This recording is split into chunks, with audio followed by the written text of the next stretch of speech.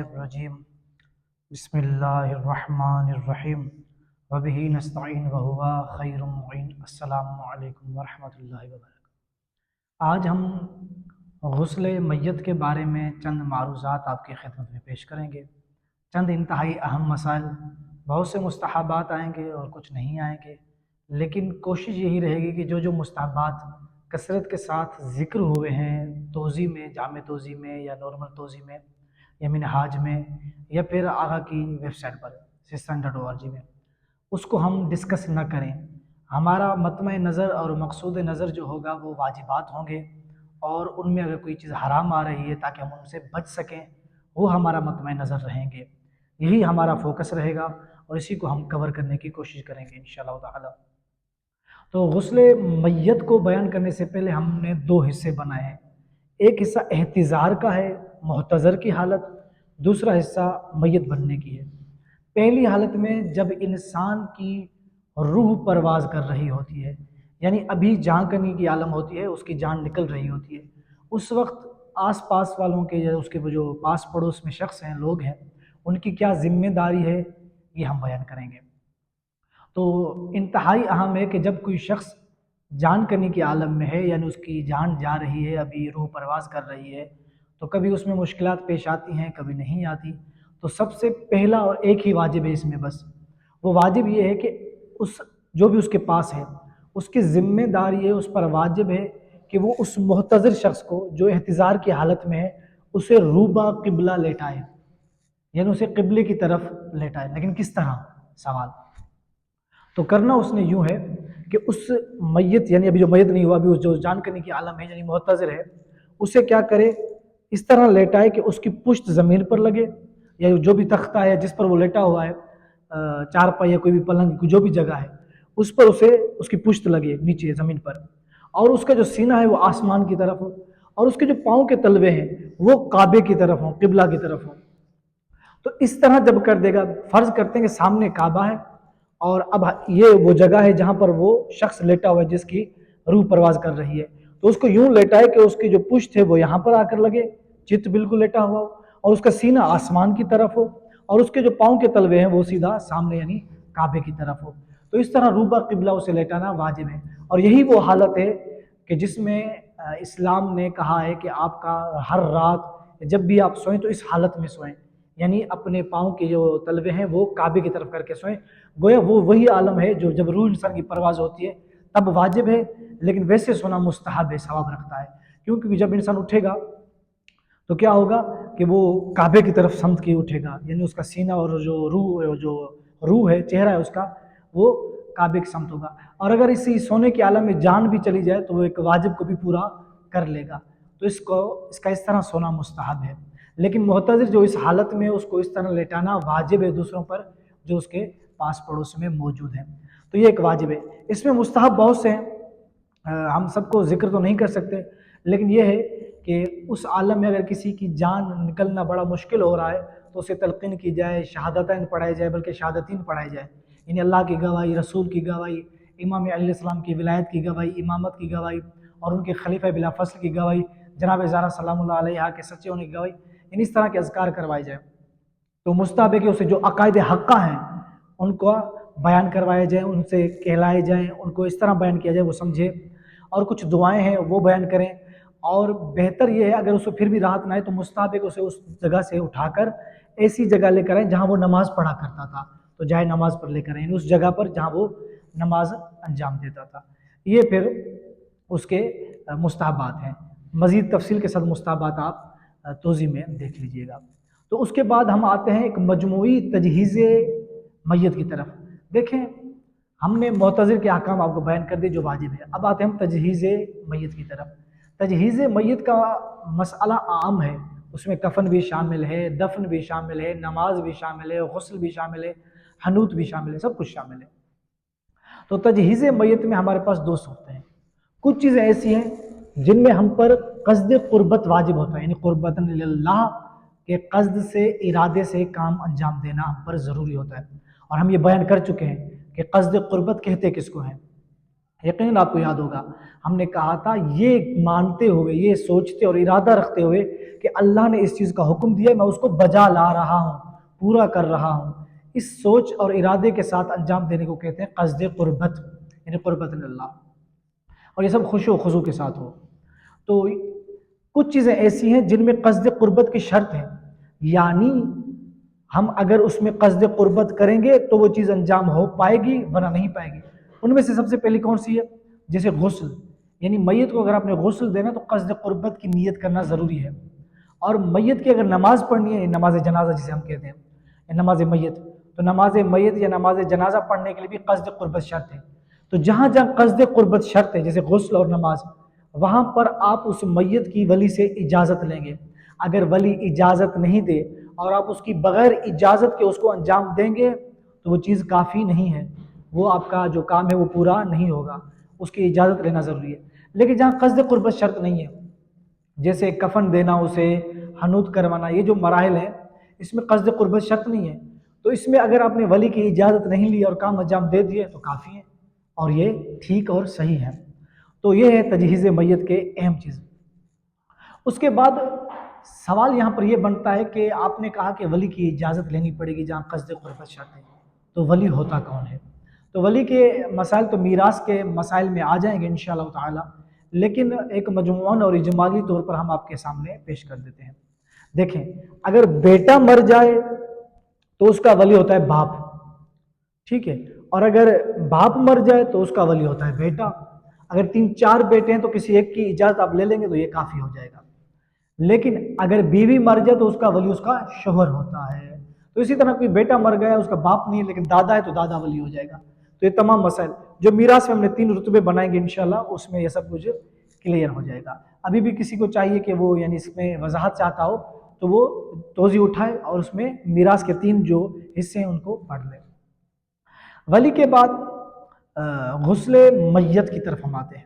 دیکھیں، ہمارے پاس غسل میت واجب ہے، یعنی اگر کوئی مسلمان اس دنیا سے فنا کر رہا ہے، مر گیا ہے، یا یوں کہیے علامہ اقبال کی زبان میں کہ وہ اس زندگی کو چھوڑ کر ایک نئی زندگی کی صبح کی طرف چلا گیا ہے، صبح دوام زندگی کا ایک سفر اس کا شروع ہوا ہے، تو اس وقت دوسرے مسلمانوں پر واجب ہو جاتا ہے کہ اس کو غسل دیں۔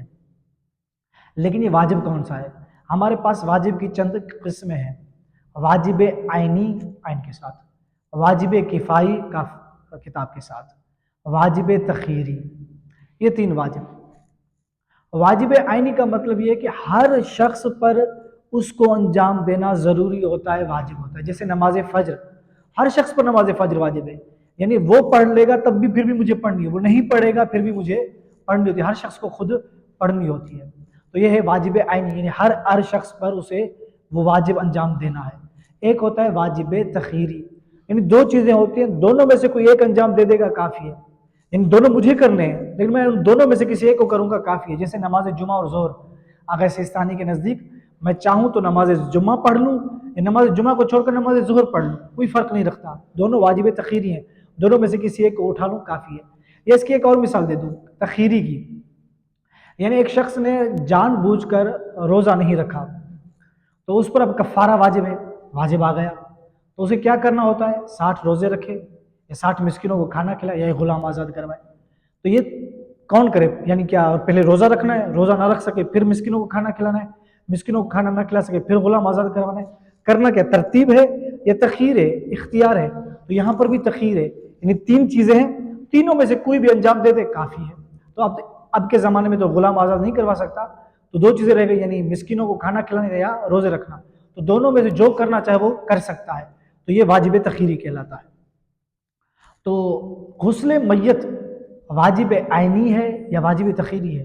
تو غسل میت دونوں واجب نہیں ہے، تو تیسرا کون سا واجب رہے گا؟ واجب کفائی۔ واجب کفائی کسے کہتے ہیں؟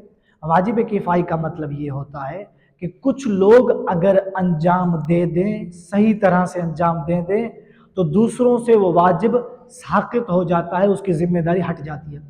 یعنی ہمارے پڑوس میں ہاں یہ بھی ہے کہ جس کو اس کی خبر ہوگی اس پر واجب ہوگا۔ اگر کہیں کوئی کسی شہر میں مسلمان مر گئے تو مجھ پر واجب نہیں ہوگا، مجھے کیا پتا، لیکن جب مجھ تک خبر آ گئی ہے تو مجھ پر واجب ہو جائے گا۔ تو اگر ایک جگہ پر اعلان ہو رہا ہے کہ فلاں مسلمان اس دنیا سے چلے گئے ہیں، تو سب پر، وہاں کے جو بھی آس پاس کے سب پر واجب ہو گیا۔ اب 4-5 لوگ اٹھ کر اسے غسل دے رہے ہیں اور اسے دفن کر رہے ہیں تو واجب کفائی پورا ہو گیا، یعنی جو چیز ان کی ذمہ داری تھی، یا کفن دے رہے ہیں، جو بھی کام تھے وہ سب انہوں نے انجام دے دیے ہیں، تو اب ان سے ساقط ہوگی ذمہ داری، اب ان پر واجب نہیں رہا۔ یعنی کچھ کا انجام دینا دوسروں کی ذمہ داری پوری کر لیتا ہے، لیکن جو انجام دیں گے انہیں ثواب ملے گا، اور جو نہیں دیں گے انہیں وہ ثواب سے محروم ہو جائیں گے، لیکن کم سے کم گنہگار نہیں ہوں گے۔ لیکن اگر کوئی بھی انجام نہ دے تو تمام کے تمام مسلمان گنہگار ہوں گے، یہ مطلب ہوتا ہے واجب کفائی کا۔ اس کے بعد چند شرائط ہیں غسل میت میں۔ سب سے پہلا قصد قربت کے ساتھ آپ نے انجام دینا ہے، پانی آپ کا پاک ہونا چاہیے، اور آغا سستانی فرماتے ہیں احتیاط واجب کی بنا پر کہ اس پانی میں ایسی چیز نہ ہو جس سے انسان کو کراہت ہوتی ہے، جیسے یا انسان کو گھن آتی ہے، جن چیزوں سے انسان کو گھن آتی ہے وہ چیزیں اس پانی میں ملی ہوئی نہ ہو، جیسے کسی زخم کی پیپ یا کسی پھوڑے کی پیپ یا زخم کا وہ جو رشتہ ہے، تو وہ اگر اس پانی میں آ جائے تو اس سے انسان کو کراہت ہوتی ہے، تو ان چیزوں سے پرہیز کرے احتیاط واجب کی بنا پر۔ تو یہ 2 چیزیں ہو گئی، اور کوئی رکاوٹ نہ ہو، یعنی میت کے جسم میں کوئی ایسی چیز نہ لگی ہو کہ اگر ہم پانی ڈالیں گے تو وہ پانی اس پر پہنچے گا ہی نہیں۔ تیسری چیز، عین نجاست بھی نہ لگی ہو، اسے پہلے ہٹانا پڑے گا، پھر اسے غسل دیں گے، اور غسل دینے کی وجہ سے میت کے ٹکڑے ٹکڑے نہ ہوں، یعنی مجھے پتہ ہے میں جیسے ہی میت کو ہاتھ لگاؤں گا، پانی ڈالوں گا اور زور دوں گا تو میت کے ٹکڑے ٹکڑے ہو جائیں گے۔ اگر ایسا ہو رہا ہے، یہ خدشہ ہے، یہ خوف ہے، یہ اندیشہ اگر ہے تو پھر آپ غسل نہیں دے سکتے۔ پھر آپ کہاں جائیں گے؟ تیمم کی طرف جائیں گے۔ تیمم کا طریقہ ہم بیان کر چکے ہیں، انسان جس طرح خود اپنا تیمم دیتا ہے بالکل وہی طریقہ ہے اس کو انجام دینے کا۔ تو غسل دیتے وقت میت کے ٹکڑے ٹکڑے ہونے کا اندیشہ یا خوف نہ ہو، اور غسل کے لیے ولی کی اجازت شرط ہے، کیونکہ قصد قربت شرط ہے، اور غسل دینے والا جو شخص ہے وہ عاقل ہونا چاہیے اور وہ مسلمان ہونا چاہیے۔ سوال، مرد ہو یا عورت؟ تو اس میں آپ نے یہ دیکھنا ہے کہ میت کیسی ہے۔ اگر میت عورت تو غسل دینے والا یعنی غسل دینے والی ہونی چاہیے، یعنی جو غسل دے رہا ہے وہ بھی عورت ہونی چاہیے۔ اگر میت مرد تو غسل دینے والا بھی مرد ہونا چاہیے، یہ ضروری ہے۔ لیکن سوال بنتا ہے کہ ایک میت ہے وہ غیر شیعہ ہے، یعنی 12 امام کو ماننے والا وہ شخص نہیں تھا اور اس دنیا سے چلا گیا، تو یہ جو 12 اماموں کو ماننے والا نہیں تھا، شیعہ 12 امامی 12 امامی نہیں تھا اور اس دنیا سے چلا گیا ہے، تو اس کے مذہب والے، ممکن ہے وہ 6 امامی ہو، 6 امامی ہو، ممکن ہے وہ واقفیہ ہو یعنی 8 امام تک رک گیا ہو، ممکن ہے وہ زیدیہ ہو، ممکن ہے وہ کہ شیعہ نہ ہو یعنی سنی ہو، اہل سنت میں سے ہو، بریلوی حضرات میں سے ہو، دیوبندی، جتنے بھی یعنی فرقے ہیں مسلمانوں کے، تو مسلمان ہے لیکن شیعہ نہیں ہے، اور اسے جو اس کے مذہب والے ہیں وہ اسے اپنے حساب سے جو ان کے یہاں غسل کا طریقہ ہے وہ اس حساب سے اسے غسل دے رہے ہیں، تو کیا یہ صحیح ہے؟ ہمارے حساب سے اپنا طریقہ ہے، ان کے حساب سے اپنا طریقہ ہے، تو کیا ہم پر پھر بھی واجب رہے گا ہم جا کر اسے غسل دیں؟ تب ہم پر واجب نہیں رہے گا، کیونکہ اس کے مذہب والوں نے اپنے حساب سے اسے غسل دے دیا ہے۔ ہم نے کہا تھا کہ میت مرد تو غسل دینے والا مرد ہونا چاہیے، میت عورت تو غسل دینے والا یعنی غسل دینے والی ہونی چاہیے، عورت ہونی چاہیے۔ تو یہ ایک جگہ پر استثناء ہے، وہ کہاں؟ جہاں پر شوہر اور بیوی کا تعلق ہو، تو جہاں پر زن و شوہر کا تعلق ہو وہاں پر شوہر اپنی بیوی کو غسل دے سکتا ہے، اور غسل دینے والا میت کے شرمگاہ کو نہیں دیکھ سکتا، چاہے محرم ہی کیوں نہ ہو، یعنی غسل دینے والا میت کا محرم ہے، باپ کہہ لیں یعنی جیسے باپ یا ماں کہہ لیں، جو بھی ہے محرم ہے، لیکن پھر بھی وہ شرمگاہ نہیں دیکھ سکتا محرم، لیکن شوہر اور بیوی میں یہ شرط بھی نہیں ہے، وہ دیکھ سکتے ہیں۔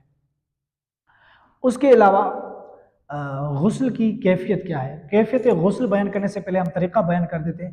طریقہ وہی ہے جو ہم نے غسل جنابت میں بیان کیا تھا، یاد ہوگا آپ کو، غسل جنابت میں ہم نے ترتیبی بیان کیا تھا اور التماسی بھی بیان کیا تھا، لیکن میت میں جہاں تک آپ ترتیبی غسل دے سکتے ہیں التماسی طریقے کی طرف نہ جائیے، اور پھر کیا ہے، پہلے آپ نے سر کرنا ہے، پھر پورا بدن کرنا، اور مستحب کرنا ہے تو پہلے دایاں حصہ، پہلے دایاں حصہ اور پھر بایاں حصہ، یہ طریقہ جو جنابت کا طریقہ وہ یہی طریقہ ہے یہاں بھی۔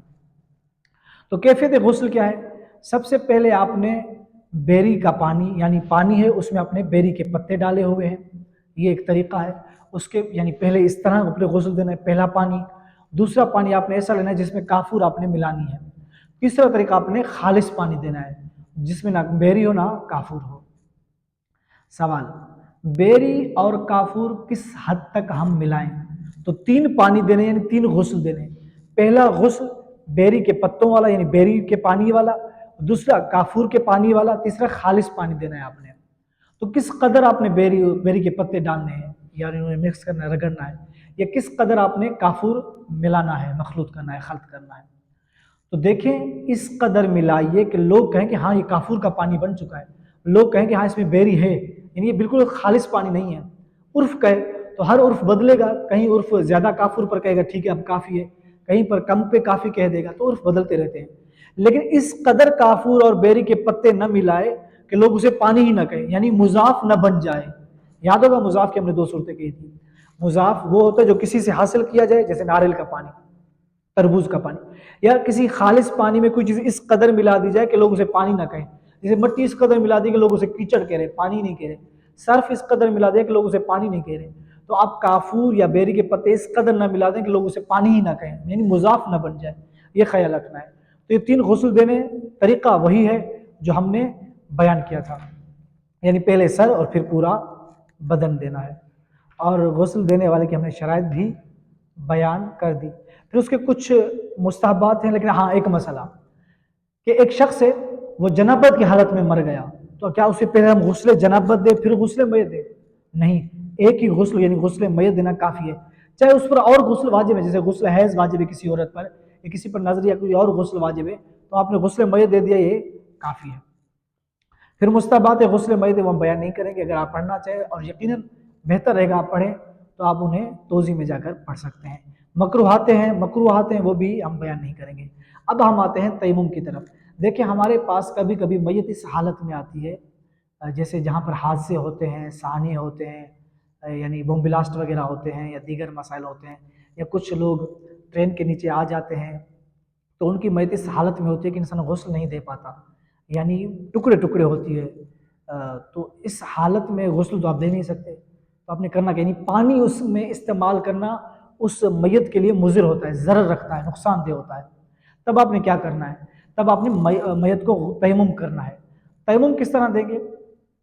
हमने कहा था कि तयम्मुम की शराइत बयान की थी, कौन कौन सी चीज़ें वाजिब हैं, ज़रूरी हैं, वो सब हमने बयान किया था। तो यहाँ पर जो तयम्मुम दे रहा है वो नियत करेगा, और वो यानी जिस पे तयम्मुम ज़रूरी है, जिस तरह हमने कहा था मट्टी वगैरह, तो उस पर अपना हाथ लगाएगा और फिर उसमें मैयत को लगाएगा जहाँ जहाँ आज़ा ज़रूरी है। एक तयम्मुम देना काफ़ी है, ये हमने बयान किए थे। और हाँ, ये जो हम पानी कह रहे हैं ना, बेरी का पानी, काफूर का पानी, खालिश पानी, ये पानी गस्बी नहीं होना चाहिए, मुबाह होना चाहिए, आपकी मिल्कियत में होना चाहिए, ये गस्बी नहीं होना चाहिए। और फिर सवाल कि बेरी जो है हमारे पास मौजूद है या काफूर मौजूद है, वो गस्बी है, यानी ऐसे बेरी के पत्ते नहीं है या काफूर नहीं है जो सही हो, तो गस्बी तो आप इस्तेमाल नहीं कर सकते। तो उसकी जगह करना क्या है, या कहीं बेरी ही नहीं है तो आप किस तरह पानी वो इस्तेमाल करेंगे, या काफूर ही नहीं है कहीं मिल रहा तो क्या करेंगे आप? तो जो चीज़ नहीं मिलेगी उसके बदले में आप खालिश पानी की तरफ चले जाएंगे, यह है। और उसके बाद आपने क्या करना है कि कफन देना है। कफन 3 चीज़ों का मजमुआ है। कफन में आपने क्या करना होता है, 3 चीज़ें, 3 कपड़े देने होते हैं। एक लुंग कहलाता है, एक पैराहन और एक पूरा लिबास। लुंग किस कदर वाजिब है, मुस्तहबात भी हैं इसके, लेकिन अब पहले वाजिब। लुंग इस कदर वाजिब है कि नाफ से लेकर जानू तक, यानी नाफ से लेकर घुटनों तक वो कपड़ा आना चाहिए, ये लुंग वाजिब है। मुस्तहब कहाँ तक है भाई, सीने से लेकर आप पाँव तक कर लें, और ये वाजिब हो गया लुंग, यानी नाफ से लेकर घुटनों तक। उसके बाद पैराहन क्या आता है, शानों से लेकर पिंडली के आधे तक, पाँव की जो पिंडली है उसके आधे तक वो कपड़ा आना जरूरी है, उससे कम ना हो, ज्यादा हो मसाला नहीं, बेहतर है, तो ये वाजिब हो गया। तीसरा था लिबास पूरा, या जिसे हम दूसरा नाम देते हैं सर तसरी, यानी इस कदर ऊपर से नीचे तक कपड़ा हो, सर तक भी आए, पाँव तक भी आए, और सर से भी बड़ा हुआ कपड़ा हो। क्यों? ताकि आप सर की तरफ से उसे गिरा बांध सकें और पाँव की तरफ से एक गिरा बांध सकें। तो ये 3 कपड़े देने पड़ेंगे, लेकिन ये तीनों इस कदर बारीक ना हो कि तीनों कपड़े देने के बाद भी मैयत का जो है जिस्म वो नजर आ रहा है, ऐसा ना हो। हाँ, एक इतना बारीक है कि अगर एक देने के बाद हमें नजर आ रहा है जिस्म, दूसरा देंगे फिर भी नजर आ रहा है जिस्म, लेकिन जब तीसरा देंगे यानी तीनों कपड़े मिलकर मैयत का जो बदन है जिस्म वो नजर नहीं आ रहा तो फिर काफी है। तो ये इस कदर बारीक ना हो, यानी मैयत का जो बदन है या जिस्म है वो नजर ना आए। ये तीनों कपड़े देने हैं, और ये तीनों यानी कपड़े जो हैं वो गस्बी ना हो, और इनमें जो खर्चा है वो आप मैयत के एक सुलुस जो उसका माल है उसके जो एक तिहाई हिस्सा वो छोड़ गया है उसके हिस्से से निकाल कर ले सकते हैं। उसके बाद गुस्ल के बाद आप चाहें तो हनूत दें, चाहें तो कफन से पहले दें, लेकिन गुस्ल से पहले या तयम्मुम से पहले आप हनूत नहीं दे सकते। ठीक है, यानी हनूत देने की बारी कब आएगी? जब आप गुस्ल या तयम्मुम दे जाएंगे। फिर चाहे आप कफन से पहले दें, चाहे कफन के बाद दें या कफन के वक्त दें, बेहतर यह है कि आप गुस्ल के बाद हनूत दें, हनूत के बाद कफन दें। अब हनूत के हकम, कफन के मुस्तहबात भी हैं लेकिन हम वो छोड़ रहे हैं, मकरूहात भी हम वो सब छोड़ रहे हैं। हनूत के अहकाम बयान करते हैं। हनूत देना वाजिब है, यानी काफूर होता है, और काफूर आपको लगाना होता है मैयत की 7 जगहों पर। उन्हें हम कहते हैं मसाजिद सबआ, यानी वो 7 चीज़ें जहाँ जो सजदे में इंसान लगाता है। क्या सजदे में इंसान पेशानी रखता है? वाजिब है। हाथों की दोनों हथेलियाँ, दोनों घुटने, तो 1 2 3 और दोनों घुटने 5, और पाँव के दोनों अंगूठे, तो ये हुए 7। तो आपने काफूर लेना है, पेशानी पर लगाना है मैयत की, और दोनों हाथों पर लगाना है, दोनों घुटनों पर लगाना है, और फिर पाँव के दोनों अंगूठों पर लगाना है। ये वाजिब है। सवाल, क्या क़स्द क़ुर्बत शर्त है? क़स्द क़ुर्बत शर्त नहीं है। तो जब क़स्द क़ुर्बत शर्त नहीं है तो एक बच्चा, चाहे वो मुमय्यज़ हो या गैर मुमय्यज़, मुमय्यज़ यानी जो समझ बूझ रखता है, गैर मुमय्यज़ जो समझ बूझ नहीं रखता, एक बच्चा है वो ये काम अंजाम दे रहा है, यानी हनूत कर रहा है इस तरह जिस तरह हमने कहा, काफ़ी है, ये ओके हो गया, और आपकी जो जिम्मेदारी थी वो पूरी हो गई, जो वाजिब है वो काम पूरा हो गया। उसके बाद नमाज मैयत की बारी आती है। ये हम जल्दी जल्दी में इसलिए कर रहे हैं क्योंकि जो चीज़ें अहम हैं वो हमारी कोशिश है कि उसे कवर कर लें। यकीनन यहाँ बहुत से सवालात पैदा हो रहे होंगे, तो जो जो सवालात हैं वो आप हमारे कमेंट सेक्शन में भी कर सकते हैं, और जो तलबा व्हाट्सएप में हमारे साथ हैं तो वो व्हाट्सएप में भी हमसे सवाल कर सकते हैं, और सवाल तो इंतहाई अहम होता है क्योंकि इल्म की चाबी यही सवाल है। तो हम ये बयान कर रहे थे कि नमाज मैयत, देखिए नमाज मैयत में हमने पहले भी बयान किया था वज़ू की शर्त नहीं होती, यानी एक शख्स अगर उस पर गुस्ल वाजिब तब भी नमाज मैयत पढ़ सकता है, एक शख्स बेवुज़ू है, वज़ू उसने नहीं किया हो तब भी वो नमाज मैयत पढ़ सकता है, और एक शख्स सवाल उसका जो लिबास है वो गस्बी है तब भी वो नमाज पढ़ सकता है। अलबत्ता उसने जो लिबास गस्ब किया हो उसका गुनाह अपनी जगह, उसके लिए वो गुनहगार होगा, लेकिन वो नमाज पढ़ेगा और नमाज उसकी दुरुस्त हो जाएगी। तो नमाज मैयत में सबसे पहले आपने क्या करना है, मैयत आपके सामने होनी चाहिए, मैयत पीछे ना हो आपके और करीब हो, ऐसा ना हो कि मैयत की जगह ऊपर है और आपकी जगह बहुत नीचे है, बहुत ऊपर नीचे ना हो, यानी बहुत ज़्यादा ढलान ना हो।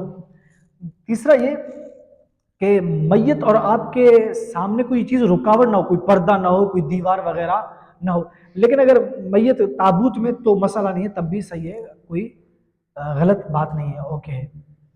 और उसके बाद हाँ, जो नमाज पढ़ रहा है उसकी शर्मगाह छुपी हुई होनी चाहिए, नमाज पढ़ने वाला आकिल होना चाहिए।